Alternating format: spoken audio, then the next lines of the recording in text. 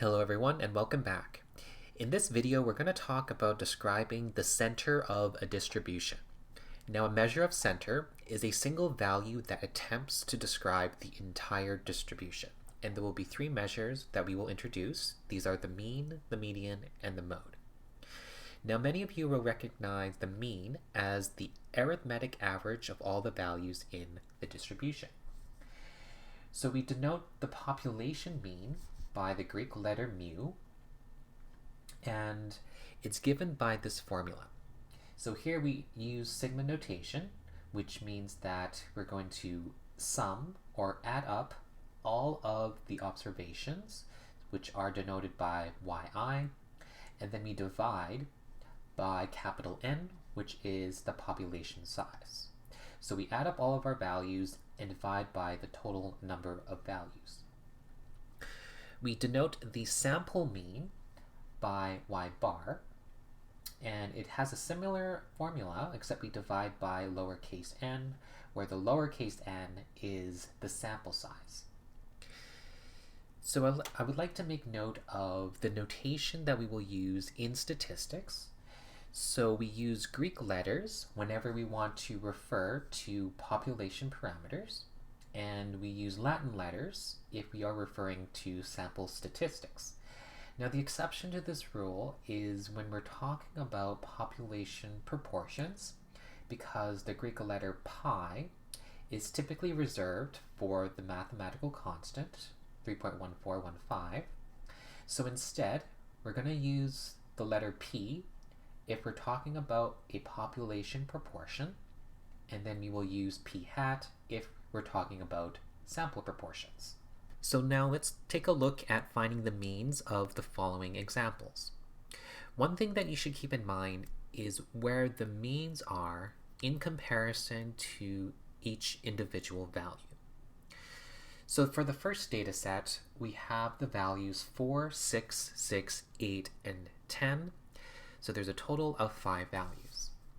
And so the mean of this data set would be the sum of the values. So we have 4 plus 6 plus 6 plus 8 plus 10, and we divide by the total number of values, which are 5. So we have 6.8 as the mean for the first example.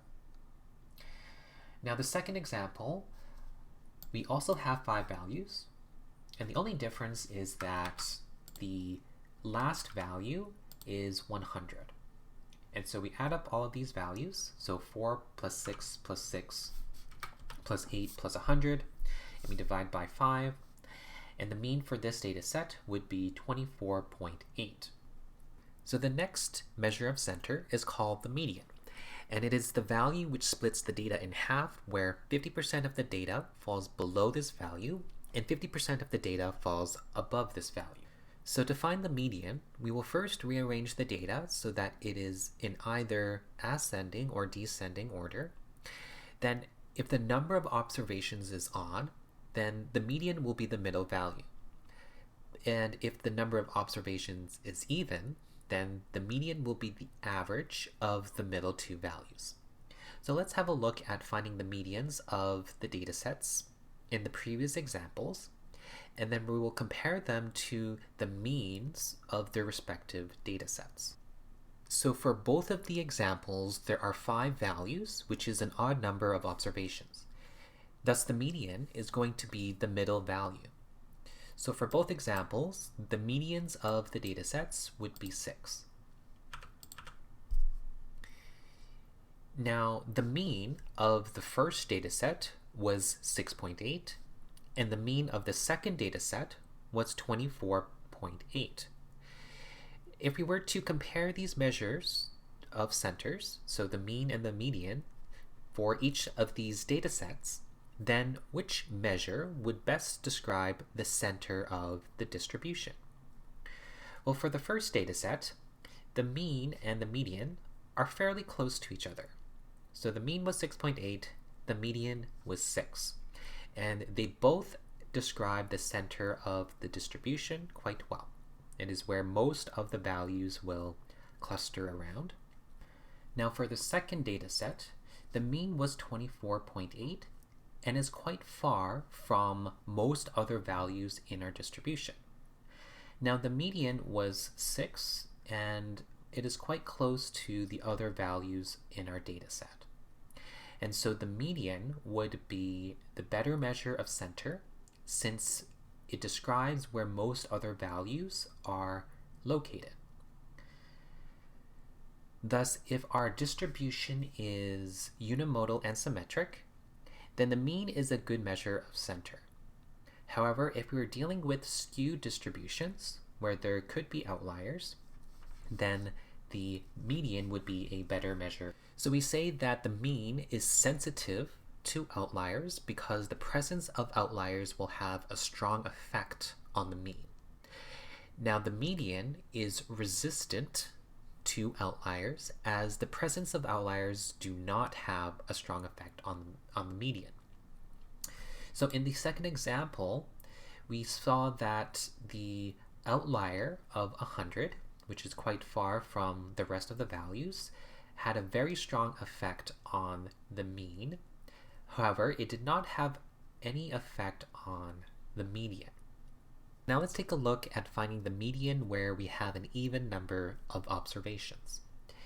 So for this data set here, we have 8 values, and so to find the median, we will locate the middle 2 values and then take their average. So the middle 2 values is 65 and 68, and so we calculate the average of them. So 65 plus 68 divided by 2 gives us 66.5. So the median for this data set is 66.5. Another less common measure of center is called the mode, which is the most frequently occurring value in the data set. A data set could have no mode, it could have one mode, or it could have multiple modes. So let's have a look at finding the mode of the following data set.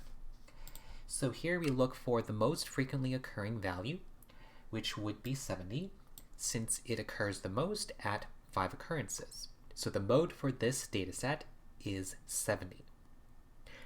Now let's suppose that our data set had 5 occurrences of 70 and 5 occurrences of 68. In that case, there would be 2 modes, which are 68 and 70, since they both occur most frequently at the same number of occurrences. And if our data set does not have any value which occurs more than once, so there's no duplicates, then the data set would have no mode. And this will conclude our lesson for this video. In the next video, we will look at describing the spread of distributions, and I'll see you then.